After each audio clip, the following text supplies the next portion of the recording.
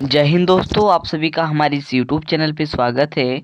Friend दोस्तों, अगर यदि आप लोग मैट्रिक के एग्ज़ाम 2023 पे देने वाले हो तो फ्रेंड इस वीडियो को एंड तक देखिएगा, क्योंकि हर एक स्टूडेंट के लिए बहुत ही ज़्यादा पावरफुल होने वाला है दोस्तों।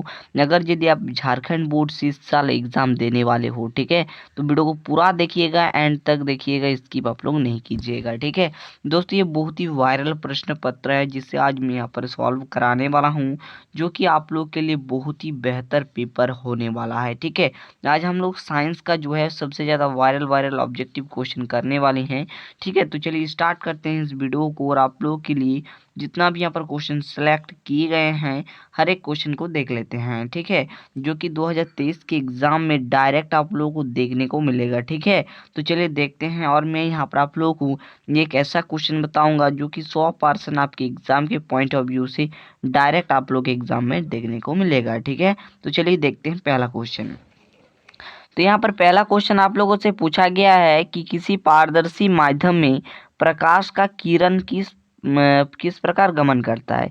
दोस्तों, किसी भी पारदर्शी माध्यम यहाँ पर दिया गया है, जो है प्रकाश की किरण किस प्रकार से गमन करेगा ये आपको बताना है। तो सीधी सी बात है, इसका जो करेक्ट आंसर होगा क्या हो जाएगा, सीधी रेखा में गमन करेगा, क्योंकि यहाँ पर पारदर्शी माध्यम दिया गया है, ठीक है। तो ऑप्शन नंबर सी जो है बिल्कुल करेक्ट एंड सही आंसर हो जाएगा। तो ऑप्शन नंबर सी आपका सही है, ठीक है। आगे बढ़ते हैं, जो कि आपका नेक्स्ट क्वेश्चन दिए गए हैं, क्या है कि निर्वात में प्रकाश की चाल क्या है। तो दोस्तों, निर्वात में प्रकाश की चाल की बात करें, जो कि इम्पोर्टेंट प्रश्न है, तो देखिए जरा ध्यान से। तो ये होता है 3 × 10⁸ मीटर प्रति सेकंड। मात्रक को भी देखना जरूरी है, ठीक है। तो देखिए ये कौन सा ऑप्शन में है, तो ऑप्शन नंबर ए पे है। तो ये जो दोस्तों आपका बिल्कुल करेक्ट आंसर, देखिए ये आपका मात्रक दोस्तों किलोमीटर प्रति सेकंड सॉरी दिया गया है, तो ये तो होगा नहीं। और ये पर घात भी गलत है, यहाँ पर भी घात भी गलत है, यहाँ पर भी घात गलत है, ठीक है, और मात्रक भी गलत है, ठीक है। तो देखिए यहाँ पर क्या है, तो यहाँ पर देख लीजिए, इसका तो मात्रक गलत है और घात भी गलत है, ठीक है। तो ये तीनों में से ऑप्शन कोई भी करेक्ट नहीं है। तो ऑप्शन नंबर ए दोस्तों आपका बिल्कुल सही है। क्या है, 3 × 10⁸ दोस्तों 8 मीटर प्रति सेकंड, ठीक है, मीटर प्रति सेकंड करेक्ट आंसर हो जाएगा, ठीक है। आगे बढ़ते हैं, तो देखिए अगला क्वेश्चन क्या है। यहाँ पर अगला प्रश्न आप लोगों के लिए है, क्या है देख सकते हैं इधर, जो कि बहुत ही वायरल प्रश्न है। क्या है देख सकते हैं कि किसी उत्तल दर्पण, ठीक है, किसी उत्तल दर्पण की फोकस दूरी क्या होता है, ठीक है। आपको क्या बताना है यहाँ पर, ज़्यादा ध्यान से समझिएगा कि दोस्तों जो आपका उत्तल दर्पण होता है, ठीक है, जो आपका उत्तल टाइप का दर्पण होता है, ठीक है, इसका जो आपका फोकस दूरी होता है ये क्या होता है। तो दोस्तों ये हमेशा पॉजिटिव देता है, पॉजिटिव वैल्यू देता है। तो option number A correct answer हो जाएगा, धनात्मक। अगर हम लोग बात करें वही चीज अवतल दर्पण का, देखिए यहाँ पर क्वेश्चन क्या है, किसी अवतल दर्पण की जो फोकस दूरी क्या होती है, तो ये आपका ऋणात्मक होती है, नेगेटिव होती है, ठीक है, नेगेटिव। क्लियर है। आगे बढ़ते हैं, तो अगला प्रश्न देखिए, जो कि मानव नेत्र तथा रंग बिरंगा संख्या से पूछा गया है। क्या है, मानव नेत्र के किस भाग पर किसी वस्तु का प्रतिबिंब बनता है। दोस्तों जो हमारे आंखें हैं, ठीक है दोस्तों, कहाँ पर प्रतिबिंब बनता है, जिसके कारण हम देख सकते हैं यहाँ पर प्रश्न भी दिया गया है कि मानव नेत्र के किस भाग पर किसी वस्तु का प्रतिबिंब बनता है, ठीक है। तो वो बनता है दृष्टिपटल पर, यानी कि रेटिना पर, ठीक है, रेटिना भी बोल सकते हैं, ठीक है ना, याद रहेगा कि नहीं। आगे बढ़ते हैं, अगला क्वेश्चन को देख लेते हैं क्या है। तो यहाँ पर अगला प्रश्न आप लोगों से पूछा गया है, नेत्र लेंस की फोकस दूरी अधिक हो जाने से कौन सा दृष्टि दोष होता है। तो दोस्तों इसका जो करेक्ट आंसर हो जाएगा, दूर दृष्टि दोष करेक्ट आंसर हो जाएगा, ठीक है। इसका मतलब कुछ इस प्रकार से होता है, जरा ध्यान दीजिएगा। दूर दृष्टि दोष का मतलब होता है आपका दूर का जो वस्तु होगा, मान लो कोई यहाँ पर नजदीक का वस्तु है और यहाँ पर आप लोगों का कुछ दूर का वस्तु है, ठीक है। इतना तो आप लोगों को क्लियर, मैं आप लोगों को अच्छे तरीके से समझा देता हूँ, ठीक है। तो दूर दृष्टि का मतलब होता है कि आपका सामने वस्तु रखा है और एक का दूर में रखा है, ठीक है। और यहाँ पर कोई मनुष्य है जो कि यहाँ पर देख रहा है, ठीक है। तो ये दोस्तों जो देख पाएगा दूर का वस्तु को देख लेगा, लेकिन सामने की वस्तु को नहीं देख पाएगा। तो इस प्रकार के जो दोष होते हैं उसे दूर दृष्टि दोष बोलते हैं। तो वही चीज यहाँ पर लिखा गया है कि फोकस दूरी अधिक हो जाए तो कौन सा दृष्टि दोष होगा, तो दूर दृष्टि दोष से पीड़ित होगा, ठीक है। आगे बढ़ते हैं, तो यहाँ पर 7 नंबर प्रश्न क्या है देख सकते हैं, जो कि बहुत ही वायरल प्रश्न है। क्या है, तारों का टिमटिमाने की व्याख्या किस सिद्धांत पर होती है? तो सिंपल सी बात है, ये आपका कौन सा पर होता है? अपवर्तन पर। और दोस्तों मैं यहाँ पर जैसा कि अब आप लोगों को बताया कि एक क्वेश्चन बताऊंगा जो आपके एग्जाम के पॉइंट ऑफ व्यू से बहुत ज़्यादा वायरल है।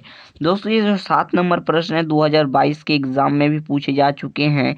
और दोस्तों देखिए 2021 का तो एग्जाम हुआ नहीं था, और इसके आगे के प्रश्न पत्र को भी देखेंगे तो ये क्वेश्चन आप लोगों को सब्जेक्टिव में भी देखने को मिलेगा, प्लस में ऑब्जेक्टिव में भी देखने को मिलेगा। दोस्तों ये प्रश्न आप लोगों के सब्जेक्टिव में 5 नंबर वाला पूछा जा सकता है कि तारों का टिमटिमाना की व्याख्या कीजिए। ठीक है, उसे मैं अगले वीडियो पे आपको 5 नंबर वाला थ्योरी टाइप का लिखना पड़ेगा, वो मैं अगले वीडियो पे आपको समझा दूंगा। ठीक है, तो इस क्वेश्चन का जो दोस्तों राइट जवाब होगा वो अपवर्तन के कारण होता है। तो ऑप्शन नंबर ये दोस्तों बिल्कुल करेक्ट आंसर हो जाएगा। ठीक है, चलिए दोस्तों आगे बढ़ते हैं और अगले क्वेश्चन को देख लेते हैं। तो यहाँ पर 8 नंबर प्रश्न देखिए क्या दिया गया है कि एक स्वस्थ मानव के लिए निकट बिंदु क्या है? ठीक है, मतलब एक ऐसा व्यक्ति, ठीक है, एक ऐसा व्यक्ति जो कि क्या है, स्वस्थ है। ठीक है, जो स्वस्थ है, तो ऐसे व्यक्ति के जो निकट बिंदु है, निकटतम बिंदु जो है, निकटतम बिंदु क्या है आपका? निकटतम बिंदु की बात करें तो ये होता है आपका 25 सेंटीमीटर। ठीक है, 25 सेंटीमीटर होता है, जो कि ऑप्शन नंबर सी पे है, तो सी करेक्ट आंसर हो जाएगा। ठीक है, और मात्रक पर गौर कीजिएगा। यहाँ पर दोस्तों ऑप्शन में आप लोगों का दे भी सकता है, 25 मीटर भी देख सकता है, तो ये होगा नहीं, आपको 25 सेंटीमीटर पर ही क्लिक करना है, वहाँ पर ही मारना है। दोस्तों अगर आप यहाँ पर दूर बिंदु की बात करें तो ये आपका अनंत होता है, इसे भी याद रखिएगा। इसका जो दूर बिंदु होता है क्या होता है? अनंत। ठीक है, अनंत होता है। ठीक है, तो चलिए अगला प्रश्न वही पूछा गया है कि एक स्वस्थ मानव के लिए दूर बिंदु कितना होता है? तो अनंत होता है। ऑप्शन नंबर डी आपका करेक्ट आंसर। 10 नंबर प्रश्न क्या पूछा गया है आप लोगों से, आप लोग यहाँ पर देख सकते हैं और समझ सकते हैं, जो कि बहुत ही वायरल प्रश्न है। ठीक है, अगर क्वेश्चन आप लोगों से पूछा गया है कि भूपर्पट्टी में कार्बन कितना प्रतिशत होता है, यानी कि कार्बन की जो मात्रा है वो कितना प्रतिशत होता है, ये आपको बताना है।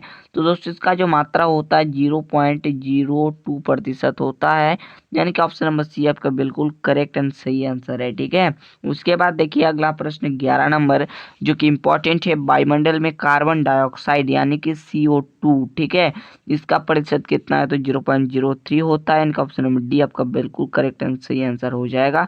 ठीक है, आगे देखिए अगला क्वेश्चन क्या है। यहाँ पर आप लोगों से क्या पूछा गया है कि जो आयोनिक कंपाउंड है वो विद्युत का क्या होता है, यानी कि आयोनिक यौगिक विद्युत का क्या होता है, ये आप लोगों से पूछा गया है। चलिए देखते हैं कि क्या होता है क्या नहीं होता है। तो ये विद्युत का क्या होता है? सुचालक होता है, यानी कि ऑप्शन नंबर ए आपका बिल्कुल सही एंड करेक्ट आंसर है। और ये प्रश्न दोस्तों स्टार मार्क कर लीजिए, आने की 2023 के एग्जाम के पॉइंट ऑफ व्यू से बहुत ज़्यादा इंपॉर्टेंट है।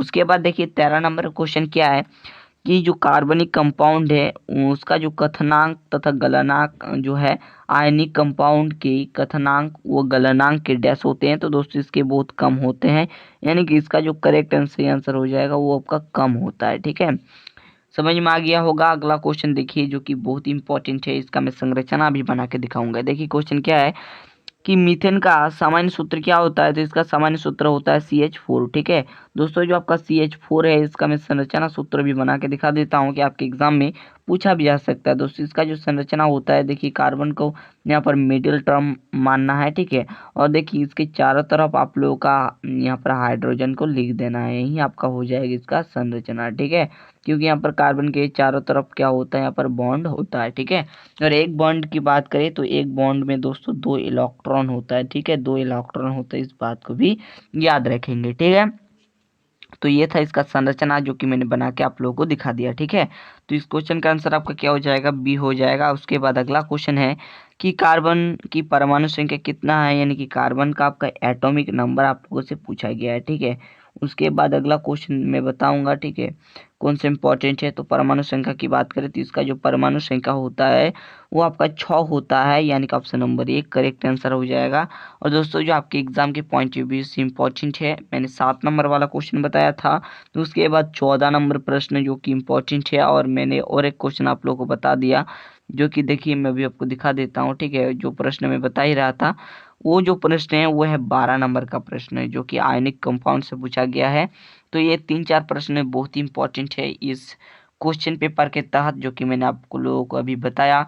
आपको इन प्रश्नों को याद कर लेना है और आप लोगों को एक कॉपी पेन लिखना है। ठीक है दोस्तों, जो भी हो इस यूट्यूब चैनल के मदद से आप लोगों को बहुत सारे मदद आप लोगों को मिलने वाले हैं दोस्तों। अगर यदि आप लोग चाहे वन शॉट नोट्स दोस्तों मैं साइंस का अवेलेबल करा दूंगा, ठीक है। सिर्फ आप लोग कमेंट करें, साइंस का क्या दोस्तों, एसएसटी का भी मैं करा दूंगा, ठीक है। हर एक चीज़ वन शॉट नोट्स में करा दूंगा, सिर्फ आप लोग का कमेंट एंड रिस्पॉन्सिबल होना चाहिए।